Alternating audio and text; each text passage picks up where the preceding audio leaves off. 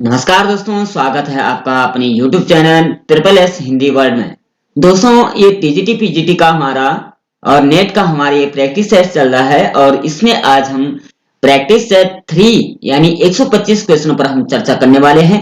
ये तीसरा सेशन हमारा चल रहा है। इससे पहले के 2 सेशन नहीं देखे तो वो भी जरूर देख लीजिए, क्योंकि ये हिंदी साहित्य का संपूर्ण निचोड़ हम आपको दे रहे हैं। आप किसी भी लेवल की तैयारी कर रहे हैं तो उसके लिए बेहद खास होने वाला है, क्योंकि इसमें जो प्रश्न पूछे गए अधिकतर जो है अमूमन पिछले जितने भी गत सत्रों में प्रश्न पेपर हुए हैं उनके प्रश्न उत्तरों को हमने लिया है। तो आप इसको बिना स्किप करे जरूर देख लीजिए। इसमें हम केवल क्वेश्चन और आंसर पर चर्चा करेंगे, 4 ऑप्शनों को नहीं पढ़ेंगे, वीडियो लंबी हो जाएगी। तो आप केवल क्वेश्चन और आंसर गेस कीजिए कि आप कौन सा आंसर होगा और हम इसका उत्तर बताएंगे।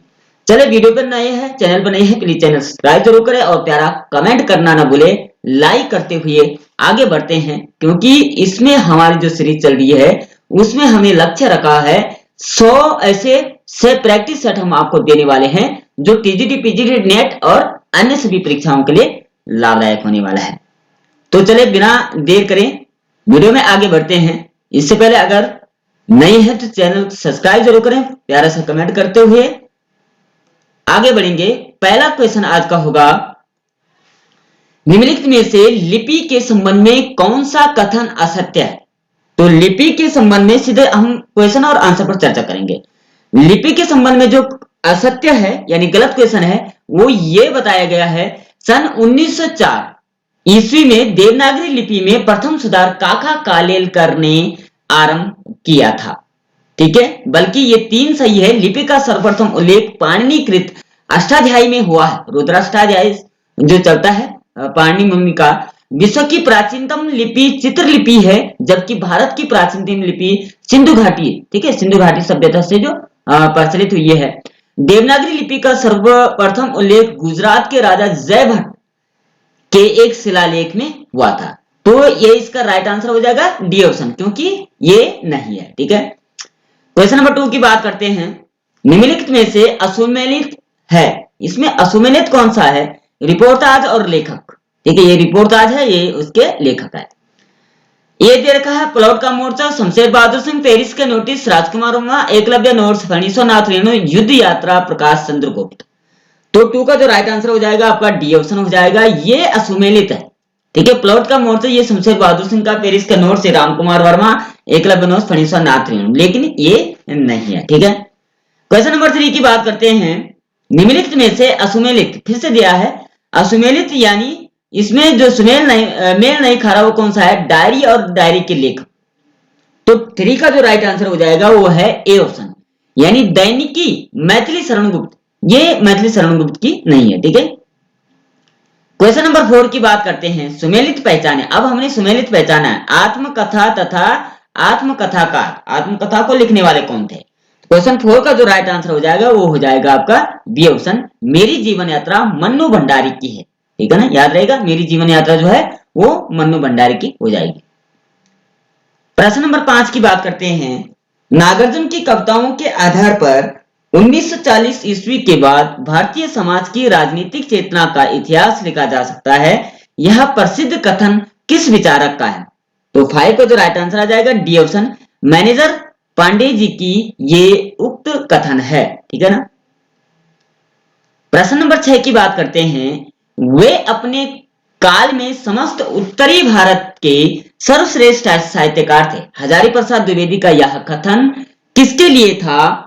तो 6 का जो राइट आंसर आ जाएगा सी ऑप्शन, यानी ये प्रेमचंद जी के लिए था कि वे अपने काल के समस्त उत्तरी भारत के सर्वश्रेष्ठ का साहित्यकार, इसीलिए तो उनकी जो प्रसिद्धि थी वो समस्त भारत ही नहीं विश्व में विख्यात रही है। ठीक है, इनकी भाषाओं, इनकी कहानियों का, उनकी कथाओं का जो है अनेकों भाषाओं में जो है अनुवाद हुआ है। ठीक है, बात करते हैं प्रश्न नंबर 7 की।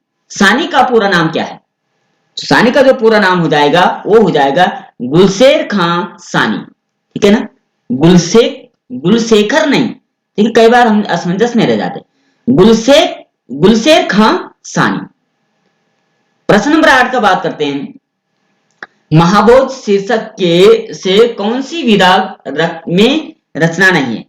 महाबोध जो है शीर्षक से कौन सी विधा में रचना नहीं है, तो एड का राइट आंसर हो जाएगा डी ऑप्शन। इन्होंने काव्य नहीं लिखे हैं, बाकी सभी विधाओं में इन्होंने लिखा, उपन्यास, नाटक, कहानी, ठीक है, ये सभी लिखे, लेकिन ये नहीं लिखा उन्होंने, काव्य नहीं लिखा। प्रश्न नंबर 9 की बात करते हैं। गालिब छुट्टी शराब, गालिब छूटी शराब किसकी आत्मकथा है, तो ये आत्मकथा हो जाएगी सी, यानी रविंद्र कालिया की है। गालिब छूटी शराब ये रविंद्र कालिया की आत्मकथा है। प्रश्न नंबर 10 की बात करते हैं। वोल्गा से गंगा किस विधा की रचना है, तो वोल्गा से गंगा जो है वो कहानी है, ठीक है ना, ये कहानी भाग है। प्रश्न नंबर 11 की बात करते हैं। इस बोली से मैं सारे हिंदुस्तान को समझा सकूंगा, इस भाषा के संदर्भ में यह कथन किसका है, हिंदी भाषा के संदर्भ में यह कथन किसका है, तो 11 का जो राइट आंसर हो जाएगा बी ऑप्शन, विलियम कैरे। वो कहते हैं कि इस बोली से मैं सारे हिंदुस्तान को समझा सकूंगा। प्रश्न नंबर 12 की बात करते हैं। दौलत इंद्र समान बड़ी, पैकुमान को नेक गुमान न आयो, पंक्तियों में अलंकार कौन सा है, तो इसमें जो अलंकार हो जाएगा 12 का राइट आंसर आ जाएगा बी ऑप्शन, विशेषोक्ति अलंकार। दौलत विशेषोक्ति, दौलत इंद्र समान बड़ी, पैकुमान को नेक गुमान न आयो, तो विशेषोक्ति अलंकार यहां पर हो जाएगा, ठीक है। प्रश्न नंबर 13 की बात करते हैं। शब्द और अर्थ का समान मिश्रण गुम्फन किस रीति से में मिलता है, तो 13 का जो राइट आंसर हो जाएगा सी ऑप्शन, पांचाली रीति में मिलता है। किसका, शब्द और अर्थ का समान मिश्रण जिसे गुम्फन कहा जाता है, वो पांचाली रीति में मिलता है। प्रश्न नंबर 14 का विशेष ध्यान कर देखिए, इसमें जो है हम अक्सर जो है इसमें असमंजस की स्थिति बनी रहती है। सूची 1 के समूहों का मिलान सूची 2 से कीजिए और कूट से सही उत्तर का चयन कीजिए। सूची 1 में है एक प्रिय प्रवास, सूची 2 में मैथिली शरण गुप्त, रंग में भंग, राय देवी प्रसाद पूर्ण, मृत्युंजय हरि और पथिक राम नरेश मित्र। तो किसकी कौन सी रचना है वो आपने देखनी है। तो 14 का जो सही उत्तर हो जाएगा वह है सी ऑप्शन, यानी ए का सी, ठीक है ना, ए का ये आ जाएगा, ए का 3 आ जाएगा, ठीक है ना। प्रिय प्रवास हरिओं जी की है और बी का आ जाएगा रंग में भंग मैथिली शरण गुप्त, सी का आ जाएगा मृत्युंजय राय देवी पूर्ण और पथिक जो है राम नरेश त्रिमूर्ति की है, ठीक है, याद रहेगा। प्रश्न नंबर 15 की बात करते हैं। आचार्य शुक्ल ने एडविन आर्नल्ड के आख्यान काव्य लाइट ऑफ एशिया का बुद्ध चरित्र नाम से किस भाषा में अनुवाद किया है, तो 15 का सही उत्तर हो जाएगा सी ऑप्शन, यानी ब्रज भाषा में इन्होंने उल्लेख किया, अनुवाद किया है, ठीक है ना। प्रश्न नंबर 16 की बात करते हैं। निम्न में से काव्य संग्रह त्रिलोचन शास्त्री का है, कौन सा काव्य संग्रह त्रिलोचन शास्त्री का है, तो 16 का सही उत्तर हो जाएगा ए ऑप्शन, यानी जीने की कला त्रिलोचन शास्त्री जी का है। प्रश्न नंबर 17 की बात करते हैं। कविता के बहाने कविता कुमार नारायण के किस काव्य संग्रह से ली गई है, तो कविता के बहाने जो है वो सही उत्तर हो जाएगा आपका सी ऑप्शन, इन दिनों से लिया गया है कविता कुमार नारायण, कविता के बहाने, ठीक है ना। प्रश्न नंबर 18 की बात करते हैं। निम्न में से लंबी कविता नहीं है, लंबी कविता कौन सी नहीं हो जाएगी, तो 18 का सही उत्तर हो जाएगा अकाल और उसके बाद, ये लंबी कविता नहीं है, ठीक है ना। प्रश्न नंबर 19 की बात करते हैं। निम्न में से कौन सा विकल्प असंगत है, कौन सा विकल्प इसमें सही नहीं हो जाएगा, तो 19 का जो सही उत्तर हो जाएगा बी ऑप्शन, नागफनी श्याम नारायण सोनकर। अब आप बताएं कि नागफनी किसकी रचना है, कमेंट बॉक्स में जरूर लिखें। आगे बढ़ते हैं। प्रश्न नंबर 20, सतह से उठता आदमी की विधा है, सतह से उठता आदमी की विधा क्या हो जाएगी, ए काव्य, बी कहानी, नाटक, नाट्य काव्य। तो 20 का जो सही उत्तर हो जाएगा बी ऑप्शन, यानी कहानी। सतह से उठता आदमी की विधा है कहानी, ठीक है। प्रश्न नंबर 21 की बात करते हैं। मलबे का मालिक कहानी का कथ्य क्या है, ये कथानक क्या है? तो मलबे का मालिक, इसका जो कथानक हो जाएगा वो हो जाएगा भारत पाकिस्तान विभाजन। ये इसका कथानक भाग है, ठीक है ना, भारत पाकिस्तान का विभाजन। प्रश्न नंबर 22 की बात करते हैं। राग दरबारी के रचनाकार का नाम क्या है? राग दरबारी किसने लिखी है? तो 22 का सही उत्तर हो जाएगा बी ऑप्शन, श्री लाल शुक्ल ने लिखी है। प्रश्न नंबर 23 की बात करते हैं। प्रेमचंद द्वारा उर्दू भाषा में लिखा गया उपन्यास बाजारे हुस्न का हिंदी रूपांतर, हिंदी अनुवाद किया है? तो 23 का सही उत्तर हो जाएगा बी ऑप्शन, यानी सेवा सदन में, ठीक है ना। प्रश्न नंबर 24 की बात करते हैं। इनमें से गंगोली गांव किस उपन्यास के केंद्र है? तो गंगोली गांव जो है वह हो जाएगा आधा गांव, आधा गांव का उपन्यास का केंद्र है। प्रश्न नंबर 25 की बात करते हैं। भारतेंद्र युग की केंद्रीय विधा क्या है?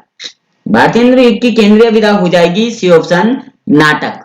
भारतेंद्र युग में नाटक जो है वो केंद्रीय विधा था, मध्यम भाग था, ठीक है, केंद्र माना गया था। प्रश्न नंबर 26 की बात करते हैं। सती चंद्रवली और अमर सिंह राठौर नाटकों की रचना किसने की? इन दो नाटकों की रचना किसने की? तो 26 का सही उत्तर हो जाएगा ए ऑप्शन, राधा चरण गोस्वामी ने सती चंद्रावली और अमर सिंह राठौर प्रसिद्ध रचनाओं की रचना की है, ठीक है। प्रश्न नंबर 27 की बात करते हैं। धातुसेन प्रसाद के किस नाटक का पात्र है? धातुसेन प्रसाद के किस नाटक का पात्र है? तो 27 का सही उत्तर हो जाएगा डी ऑप्शन, यानी स्कंदगुप्त नाटक का पात्र है। प्रश्न नंबर 28 की बात करते हैं। देहरी भई विदेश संपादित पुस्तक क्या है? संपादित पुस्तक क्या है? तो 28 का सही उत्तर हो जाएगा डी ऑप्शन, लेखिकाओं का आत्मकथ्य। लेखिकाओं का आत्मकथ्य है देहरी भई विदेश। प्रश्न नंबर 29 की बात करते हैं। कृष्णा सोबती रचित मियां नसीरुद्दीन शब्द चित्र उनकी किस रचना से लिया गया है? तो उनकी किस रचना से लिया गया है? बी ऑप्शन सही हो जाएगा, हम हसमत, ये यहां से लिया गया है, ठीक है। प्रश्न नंबर 30 की बात करते हैं। प्रयोगवाद की जन्मदात्री पत्रिका है, तो प्रयोगवाद की जन्मदात्री पत्रिका कौन सी हो जाएगी? 30 का सही उत्तर हो जाएगा ए ऑप्शन, तारा सप्तक, ठीक है। प्रश्न नंबर 31 की बात करते हैं। बंगाल गजट के संपादक कौन थे? तो बंगाल गजट के संपादक थे A option, J A Hickey जो है बंगाल गजट के संपादक थे, ठीक है। बात करते हैं प्रश्न नंबर 32। रविंद्र कविता कानन के लेखक कौन है? तो 32 का सही उत्तर हो जाएगा ए ऑप्शन, सूर्यकांत त्रिपाठी निराला जी, ठीक है ना। प्रश्न नंबर 33 की बात करते हैं। तुलसी आधुनिक वातायन से पुस्तक के लेखक कौन हो जाएंगे? तो इसका सही उत्तर हो जाएगा सी ऑप्शन, अशोक वाजपेयी जी। प्रश्न नंबर 34 की बात करते हैं। मेरे राम का मुकुट भीग रहा है किसका ललित निबंध संग्रह है? तो ये ललित निबंध संग्रह आ जाएगा आपका विद्या निवास मिश्र जी का। मेरे राम का मुकुट भीग रहा है किसकी रचना है? विद्या निवास मिश्र। प्रश्न नंबर 35 की बात करते हैं। अर्धनारीश्वर किसका निबंध संग्रह है? तो अर्धनारीश्वर किसका निबंध संग्रह हो जाएगा? ये हो जाएगा आपका रामधारी सिंह दिनकर जी का निबंध संग्रह। प्रश्न नंबर 36 की बात करते हैं। पुष्टि मार्ग को जहाज जात है, जाको कछु लेना होई सो ले। विठलनाथ का यह कथन कब का है? तो ये कथन जब हो जाएगा तो इसका राइट आंसर है बी ऑप्शन, सूरदास की मृत्यु पर उन्होंने कहा था पुष्टि मार्ग को जहाज जात है, जाको कछु लेना होई सो लेहू, ठीक है ना। प्रश्न नंबर 37 की बात करते हैं। धर्मवीर भारती के अंधायुग नाटक ने हिंदी रंगमंच को नई दिशा दी। यह कृति नाटक की किस विधा के अंतर्गत आती है? तो धर्मवीर भारती के अंधा युग नाटक जो है, ये जो हिंदी रंगमंच है, ये किसके अंतर्गत आती है? ये आती है बी ऑप्शन काव्य रूप, सॉरी, काव्य रूपक के अंतर्गत आती है। ठीक है ना। प्रश्न नंबर 38 की बात करते हैं। नारी तुम केवल श्रद्धा हो, प्रसिद्ध पंक्ति मानी जाती है। आपके दिमाग में आ गया होगा किसकी है। तो पंक्ति किस रचना की है? तो ये पंक्ति हो जाएगी आपकी कामायनी की, जयशंकर प्रसाद की कामायनी की है, नारी तुम केवल श्रद्धा हो। प्रश्न नंबर 39 की बात करते हैं। संवेदनात्मक ज्ञान और ज्ञानात्मक संवेदन सूत्र के प्रयोक्ता है कौन है? तो 39 का जो राइट आंसर हो जाएगा सी ऑप्शन, यानी गजानन माधव मुक्तिबोध का सूत्र, ये श्रेष्ठ सूत्र माना जाता है। ठीक है ना। प्रश्न नंबर 40 की बात करते हैं। संस्कृत काव्य के पद लालित्य के लिए जिसकी प्रसिद्धि सर्वाधिक है वो कौन है? तो 40 का सही उत्तर हो जाएगा डी ऑप्शन, दंडी। ठीक है, संस्कृत कवि माने जाते हैं दंडी। ये चारों जो है संस्कृत कवि माने जाते हैं। प्रश्न नंबर 41 की बात करते हैं। वक्रोक्ति काव्य जीवितम कहकर क्या कहा? वक्रोक्ति काव्य जीवितम कहकर वक्रोक्ति को ही काव्य की आत्मा स्वीकार करने वाले आचार्य कौन है? चारों संस्कृत के आचार्य है, और कौन हो जाएंगे वक्रोक्ति काव्य जीवितम को कहने वाले आचार्य हो जाएंगे आपके कुंतक। ठीक है ना। 42 की बात करते हैं। रीति संप्रदाय के प्रवर्तक आचार्य कौन है? तो रीति संप्रदाय के प्रवर्तक आचार्य आते हैं वामन जी। ठीक है ना। प्रश्न नंबर 43 की बात करते हैं। अलंकारों को काव्य का शोभा कारक धर्म किसने माना है? तो ये माना है आपके दंडी ने, अलंकारों को काव्य का शोभा कारक धर्म। प्रश्न नंबर 44 की बात करते हैं। भारतेंदु ने अपना बलिया वाला ऐतिहासिक व्याख्यान दिया, भारतेंदु ने अपना बलिया वाला ऐतिहासिक व्याख्यान दिया था, किस सन में दिया था? 44 का राइट आंसर हो जाएगा सी ऑप्शन, यानी 1884 में, 1884 में दिया था। ठीक है ना। प्रश्न नंबर 45 की बात करते हैं।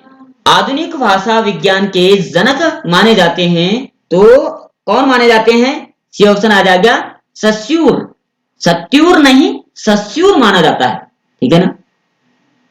प्रश्न नंबर 46 की बात करते हैं। अपना मस्तक काट के वीर हुआ कबीर, अपना मस्तक काट के वीर हुआ कबीर कथन किसका है? तो ये कथन जो हो जाएगा वो दादू दयाल जी का हो जाएगा। ठीक है ना। प्रश्न नंबर 47 की बात करते हैं। चित्रात्मक भाषा एवं लाक्षणिक पदावली किस युग की कर्ता की विशेषताएं है? तो ये हो जाएगी आपकी छायावाद युग के, जिसमें जो माना जाता है किसका?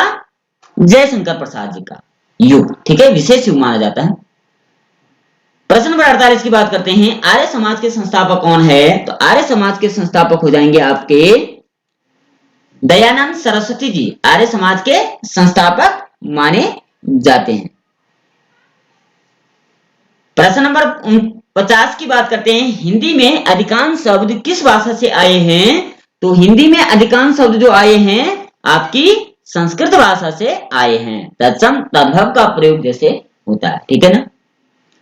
प्रश्न नंबर 50 की बात करते हैं। महादेवी वर्मा की यह कृति हिंदी में स्त्री विमर्श की ठोस प्रस्तावना प्रस्तुत करती है, इसका जो राइट आंसर हो जाएगा वो होगा डी ऑप्शन, श्रृंखलाओं की कड़ियां। महादेवी वर्मा की प्रसिद्ध रचना है श्रृंखलाओं की कड़ियां। इन्होंने स्त्री विमर्श की ठोस प्रस्तावना की है। स्त्री विमर्श, स्त्री के बारे में बहुत अच्छा सा चरित्र चित्रण उन्होंने बताया। ठीक है, उसका काव्य संकलन किया है। तो कुल मिलाकर के 50 प्रश्न हमने कर दिए। कुल मिलाकर के इसमें हम 125 प्रश्नों पर हम चर्चा करने वाले हैं। और सेशन अच्छा लग रहा है तो कमेंट जरूर करें कि आपको सेशन कैसा लग रहा है। आगे भी हम 100 एपिसोड आपको देने वाले हैं, 100 सीरीज हम आपको देने वाले हैं। अभी तक नहीं है चैनल सब्सक्राइब जरूर करें, लाइक करते हुए और अपने दोस्तों के साथ शेयर करते हुए आगे बढ़ते हैं। 51वें नंबर पर हिंदी खड़ी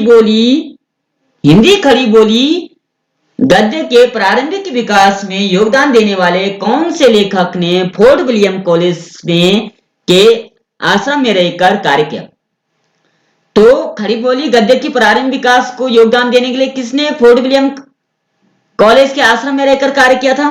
तो राइट आंसर हो जाएगा आपका लल्लू लाल एवं सदल मिश्र जी ने, इन दोनों ने किया था।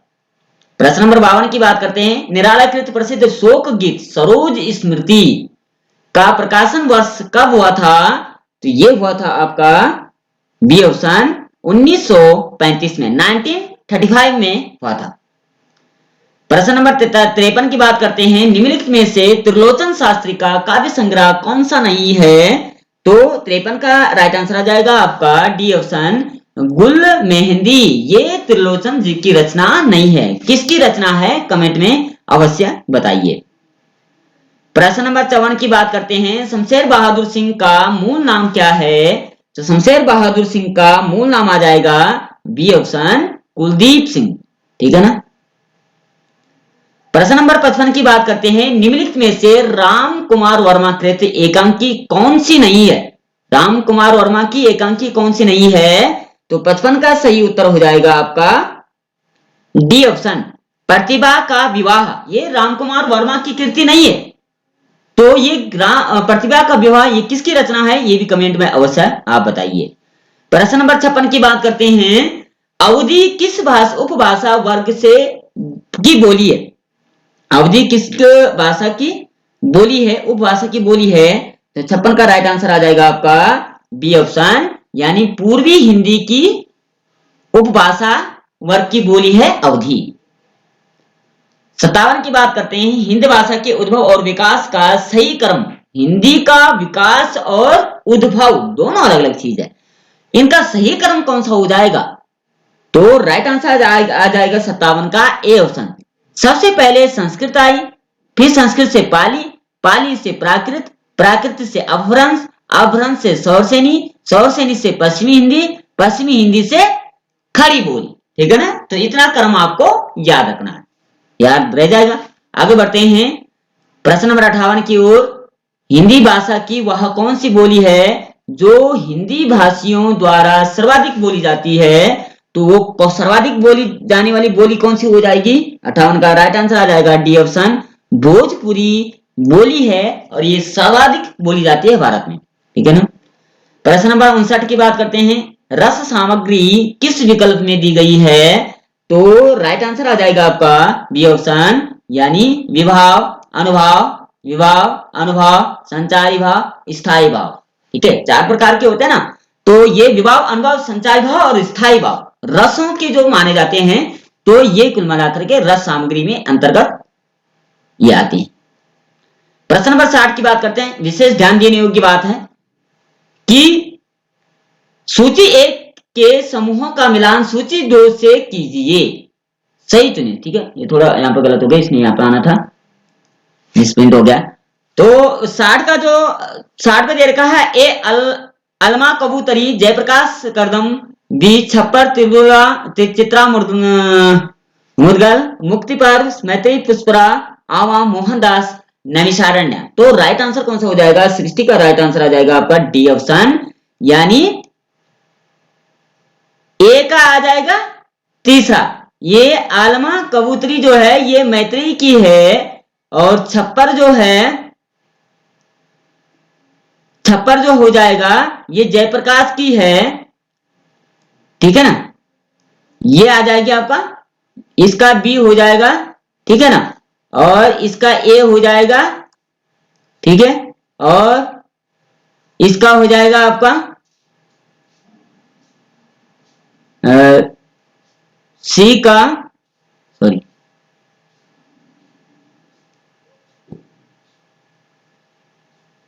ये ए इसका है और ये सी का है और ये डी का हो जाएगा। ठीक है ना।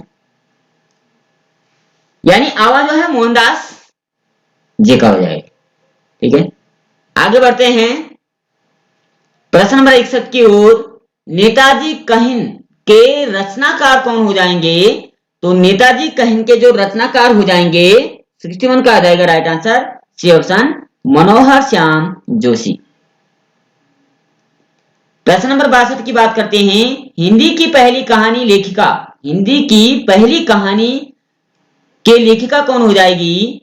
तो 62 का जो राइट आंसर हो जाएगा बी ऑप्शन हो जाएगा, ठीक है ना, बंग महिला।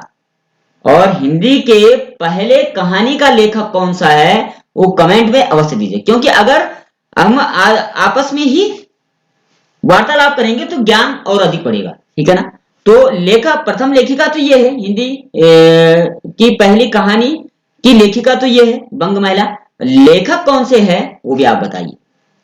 प्रश्न नंबर 63 की बात करते हैं। आधुनिक खोजों के अनुसार पहली मौलिक कहानी है, आधुनिक खोजों के अनुसार पहली मौलिक कहानी कौन सी हो जाएगी?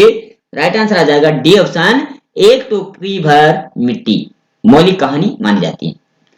प्रश्न नंबर 64 की बात करते हैं। प्रेमचंद की कहानियों की संख्या लगभग कितनी है? प्रेमचंद जी ने, मुंशी प्रेमचंद जी ने कितनी कहानियां लिखी है? तो राइट आंसर हो जाएगा आपका बी ऑप्शन, लगभग 300 कहानियां इन्होंने लिखी है। प्रश्न नंबर 65 की बात करते हैं। कौन सी कहानी घटना प्रधान है? घटना प्रधान कौन सी कहानी हो जाएगी? तो घटना प्रधान कहानी है पंच परमेश्वर, ठीक है ना, ये घटना प्रधान हो जाएगी। प्रश्न नंबर 66 की बात करते हैं। झबरा किस कहानी का पात्र है? तो झबरा जो हो जाएगा वह है पूस की रात की कहानी का पात्र। किसकी है? मुंशी प्रेमचंद जी की। प्रश्न नंबर बात करते हैं 67। प्रसाद की गुंडा कहानी में इतिहास के किस युग का चित्रण है? गुंडा कहानी में इतिहास के किस युग का चित्रण है? तो 67 का जो राइट आंसर आ जाएगा आपका डी ऑप्शन इसमें हो जाएगा, ईस्ट इंडिया कंपनी का, ठीक है ना। 68 की बात करते हैं। मुड़ मुड़ के देखता हूं यह राजेंद्र यादव की रचना है। यह मुड़ मुड़ के देखता हूं यह राजेंद्र यादव की कौन सी रचना है? तो ये किस विधा में आ जाएगा? 68 का राइट आंसर आ जाएगा डी ऑप्शन, ये राजेंद्र यादव ने मुड़ मुड़ के देखता हूं आत्मकथा लिखी है। प्रश्न नंबर 69 की बात करते हैं। 1965 में आयोजित कथा समारोह में डॉट को जेबी आलोचक कहा गया, तो कौन है वो जिसको जेबी आलोचक कहा गया? तो राइट आंसर आ जाएगा बी ऑप्शन, धनंजय वर्मा जी को जेबी आलोचक कहा गया।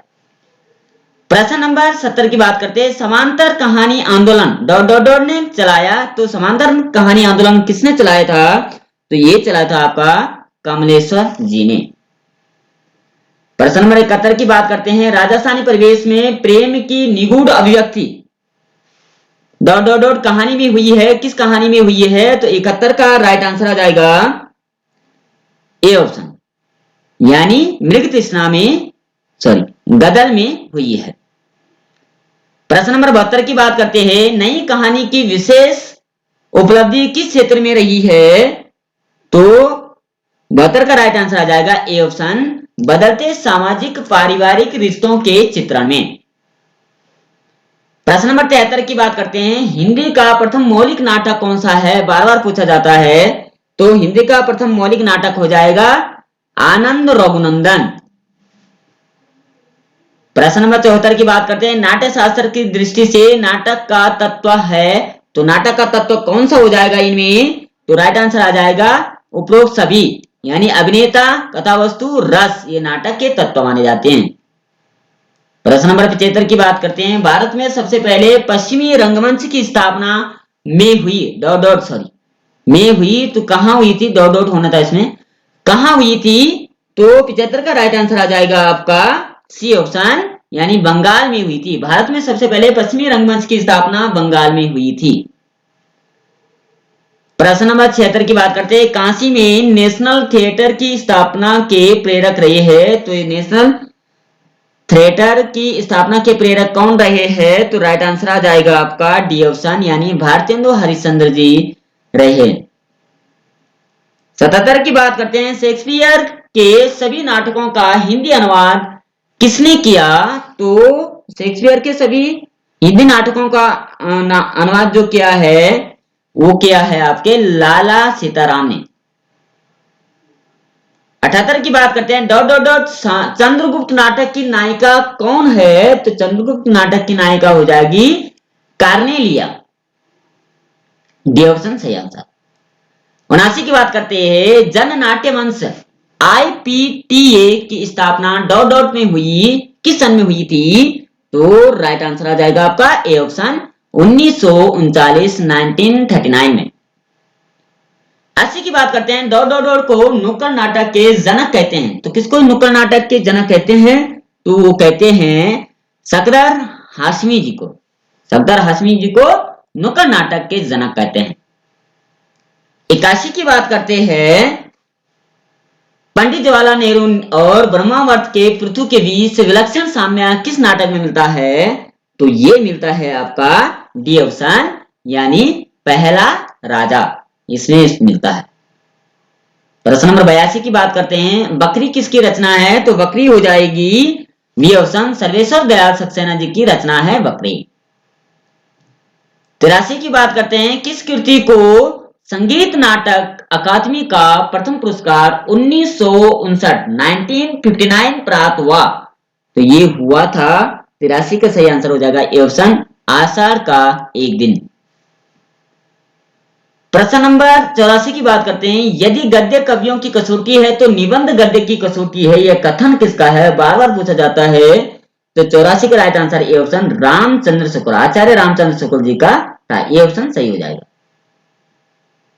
85 की बात करते हैं, इनमें कौन सा आचार्य हजारी प्रसाद द्विवेदी का नहीं है?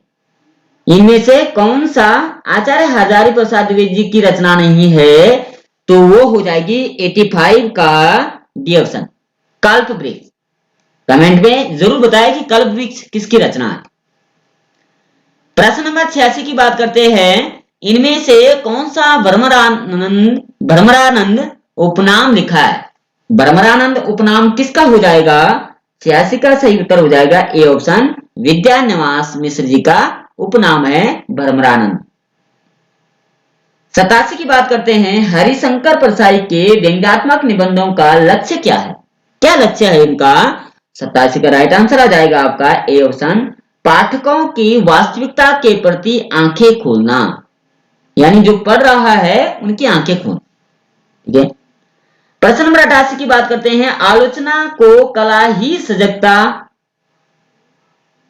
किसने कहा? आलोचना को कला ही सजगता किसने कहा है? 88 का राइट आंसर आ जाएगा आपका ए ऑप्शन, मिडिलटन मरे ने। 89 की बात करते हैं, हिंदी आलोचना से संबंधित पहली पुस्तक है। तो हिंदी आलोचना से संबंधित पहली पुस्तक हो जाएगी डी ऑप्शन, हिंदी कालिदास की आलोचना। ये पहली पुस्तक है आलोचना से संबंधित। प्रश्न नंबर 90 की बात करते हैं, डॉट डॉट डॉट भारतीय समीक्षा के जनक कौन माने जाते हैं? तो भारतीय समीक्षा के जनक माने जाते हैं राजशेखर जी। बी ऑप्शन सही हो जाएगा। प्रश्न नंबर 91 की बात करते हैं, रोमेंटिसिज्म के लिए हिंदी में स्वच्छंदतावाद का प्रयोग सर्वप्रथम किसने किया? रोमेंटिसिज्म ने के लिए स्वच्छंदतावाद का प्रयोग सर्वप्रथम किसने किया था? तो ये किया था, सी ऑप्शन हो जाएगा, आचार्य रामचंद्र शुक्ल ने किया था। प्रश्न नंबर 92 की बात करते हैं, हिंदी में तुलनात्मक आलोचना का शुभारंभ डॉट डॉट ने किया। तो आलोचना का तुलनात्मक शुभारंभ किसने किया? तो ये किया था आपका बी ऑप्शन, पद्म सिंह शर्मा ने। प्रश्न नंबर 93 की बात करते हैं, यदि मैं कामायनी लिखता तो डॉट डॉट डॉट इस समीक्षात्मक ग्रंथ के लेखक है। तो 93 का सही उत्तर हो जाएगा बी ऑप्शन, सुमित्रा नंदन पंत। प्रश्न नंबर 94 की बात करते हैं, आचार्य नंद दुलारे वाजपेयी को सौष्ठववादी आलोचक किसने कहा? तो सौष्ठववादी आलोचक जो कहा है वो आ जाएगा डॉक्टर भगवत स्वरूप मिश्रा ने कहा है। बी ऑप्शन सही हो जाएगा। प्रश्न 95 की बात करते हैं, यादों की बारात किसकी आत्मकथा है? यादों की बारात आत्मकथा है जोश मलिहावादी की है यादों की बारात। 96 की बात करते हैं, जिंदगी मुस्काई के रचनाकार कौन हो जाएंगे? तो 96 का सही उत्तर हो जाएगा सी ऑप्शन, कन्हैया लाल मिश्र हो जाएगा। 97 की बात करते हैं, रिपोर्टाज शब्द किस भाषा का है? तो रिपोर्टाज शब्द है सी ऑप्शन, फ्रेंच भाषा का शब्द है। प्रश्न नंबर 98 की बात करते हैं, इनमें से किस विद्वान का कोई भी ग्रंथ उपलब्ध नहीं है? तो 98 का सही उत्तर हो जाएगा सी ऑप्शन, यानी भट्ट लोलट। 99 की बात करते हैं, रस गंगाधर किसकी रचना है? संस्कृत है, संस्कृत का है, लेकिन किस लेखक की है? तो ये हो जाएगी आपकी सी ऑप्शन, पंडित जगन्नाथ जी की। प्रश्न नंबर 100 की बात करते हैं, मात्रा स्वर को क्या कहते हैं? यहां से व्याकरण का आ गया। मात्रा स्वर को क्या कहते हैं? तो मात्रा स्वर को कहा जाता है वी ऑप्शन, समरूप ग्रेफीम कहा जाता है। ठीक है ना? तो कुल मिलाकर 100 प्रश्न पर हम पहुंच चुके हैं। इससे आगे 25 प्रश्न व्याकरण से संबंधित होंगे। अब तक चैनल पर नहीं, चैनल सब्सक्राइब जरूर करें, प्यारा सा कमेंट करते हुए संपूर्ण सेशनों को देखने के लिए इससे पहले के सेशन भी जरूर देखें, वो भी बेहद खास होने वाला है। और आने वाले सेशन के लिए सब्सक्राइब जरूर करें, बेल आइकन प्रेस करते हुए कमेंट करना ना भूलें। आगे बढ़ते हैं 101 नंबर पर, वर्णों के अनुसार रस्व दीर्घ और प्लुत क्या है? तो रस्व दीर्घ प्लुत जो है वह क्या हो जाएगा? वह है स्वर। रस्व दीर्घ प्लुत 3 प्रकार के स्वर होते हैं। प्रश्न नंबर 2, 102 की बात करते हैं, चक्रपाणी दर्शनार्थ पद में सामान्य समास कौन सा हो जाएगा? तो चक्रपाणी में समास हो जाएगा आपका अव्ययभाव समास। ठीक है ना? अव्ययभाव समास की विशेष पहचान क्या है? जिसका पूर्व पद अव्यय शब्द उत्तर पद प्रधान हो। प्रश्न नंबर 103 की बात करते हैं, प्रत्यर्पण में शब्द, प्रत्यर्पण में शब्द डॉट डॉट उपसर्ग लगा, कौन सा उपसर्ग लगा है? 103 का राइट आंसर आ जाएगा आपका बी ऑप्शन, प्रति उपसर्ग लिखा है। ई को या यण हो जाता है। ठीक है, यण संधि। प्रश्न नंबर 104 की बात करते हैं, रस निरूपण के प्रथम व्याख्याता थे तो कौन थे? तो इसके व्याख्याता थे भट्ट लोलट। 105 की बात करते हैं, अरण्य चंद्रिका मुहावरे का अर्थ क्या हो जाएगा? तो अरण्य चंद्रिका मुहावरे का अर्थ हो जाएगा सी ऑप्शन, निष्प्रयोजन पदार्थ। 106 की बात करते हैं, इनमें से कौन सा शब्द उच्च समानार्थी नहीं है? तो 106 का राइट आंसर आ जाएगा ए ऑप्शन, टीला। उच्च समानार्थी शब्द नहीं है, बाकी श्रेष्ठ, बड़ा, कुलीन समानार्थी शब्द है। 107 की बात करते हैं, अमर शब्द का विलोम शब्द क्या हो जाएगा? तो अमर का विलोम शब्द हो जाएगा मर्त्य, मृत्यु नहीं, मर्त्य हो जाएगा। ठीक है ना? 108 की बात करते हैं, हमें प्रतिदिन सूर्य नमस्कार करना चाहिए, रेखांकित शब्द को पहचानिए, कौन सा है? तो इसका जो राइट आंसर आ जाएगा आपका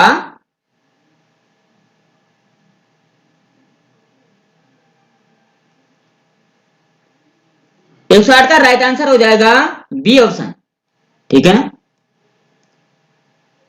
प्रश्न नंबर 109 की बात करते हैं, तद्भव शब्द है तो तद्भव शब्द कौन सा हो जाएगा? ए ऑप्शन इसमें आ जाएगा अंधेरा, अंधेरा हो जाएगा तद्भव।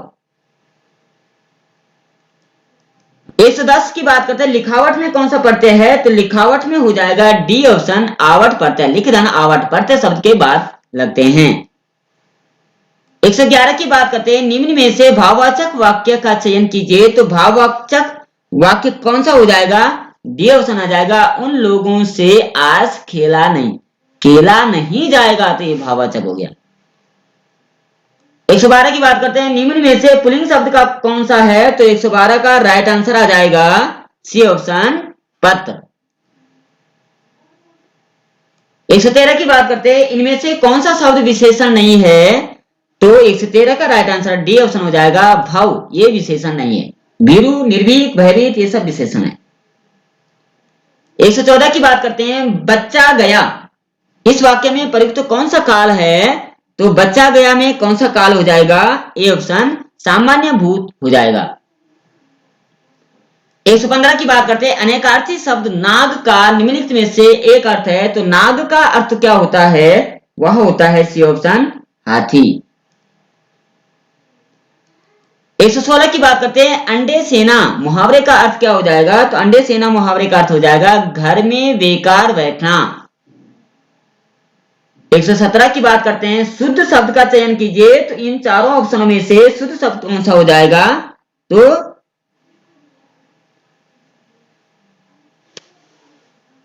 117 का जो राइट आंसर आ जाएगा सी ऑप्शन हो जाएगा, पूजास्पद जो है हो जाएगा। ठीक है ना। 118 की बात करते हैं, पुष्पांजलि शब्द का संधि विच्छेद कीजिए। तो पुष्पांजलि शब्द का संधि विच्छेद क्या हो जाएगा? ए ऑप्शन आ जाएगा, पुष्पदान अंजलि। ठीक है ना। तो यहाँ पे कौन सी संधि हो जाएगी? समान स्वरोजन होने पर दीर्घ संधि हो जाती है, आवरा को दीर्घ हो जाएगा। ठीक है ना। 119 की बात करते हैं, द्विकर्मक वाक्य में कर्म कार्य विभक्ति को किस पद के साथ प्रयुक्त होती है? तो 119 का राइट आंसर आ जाएगा सी ऑप्शन, गौण कर्म पद के साथ। 120 की बात करते हैं, निम्नलिखित शब्दों में तत्सम शब्द कौन सा है? तो 120 का राइट आंसर आ जाएगा डी ऑप्शन, अग्नि। ये तत्सम हो जाएगा। तत्सम का मतलब संस्कृत का, और इसका तद्भव रूप हो जाएगा आग। ठीक है ना। 180 की बात करते हैं, आंसू का तत्सम शब्द क्या होगा? तो आंसू का तत्सम शब्द हो जाएगा सी ऑप्शन, अश्रु। 122 की बात करते हैं, जब पानी बरसता है तब मेंढक बोलते हैं मैं, जब पानी बरसता है कौन सा वाक्य हो जाएगा? तो 122 का राइट आंसर हो जाएगा सी ऑप्शन, यानी क्रिया विशेषण।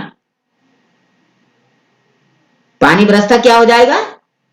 क्रिया विशेषण, क्रिया की विशेषता बता रहा है। 123 की बात करते हैं, किस आलोचक के अनुसार कामायनी में वर्गहीन समाज की साम्यवादी पुकार की दबी सी अनुगूंज सुनाई पड़ती है? तो राइट आंसर आ जाएगा 123 का डी ऑप्शन, आचार्य रामचंद्र शुक्ल।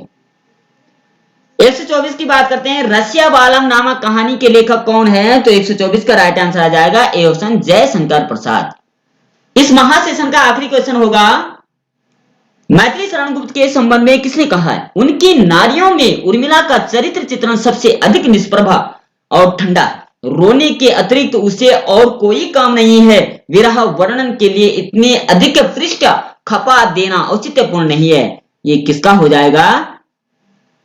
तो 125 का राइट आंसर आ जाएगा डी ऑप्शन, बच्चन सिंह। ठीक है। तो कुल मिलाकर के तीसरा महासेशन हमारा चला। वीडियो लंबी हो गई, लेकिन कोई बात नहीं, एक काम की वीडियो थी। ऐसे प्रश्न लेकर आए हैं जो चुनिंदा प्रश्नों में से कहे जाते हैं। आप इनको नोट कर लीजिए और हमारा सेशन देखने के लिए चैनल सब्सक्राइब जो करें, लाइक करते हुए, बेल आइकन प्रेस करते हुए कमेंट करना न भूलें। कल फिर मिलते हैं, तब तक के लिए जय श्री कृष्णा, राधे राधे।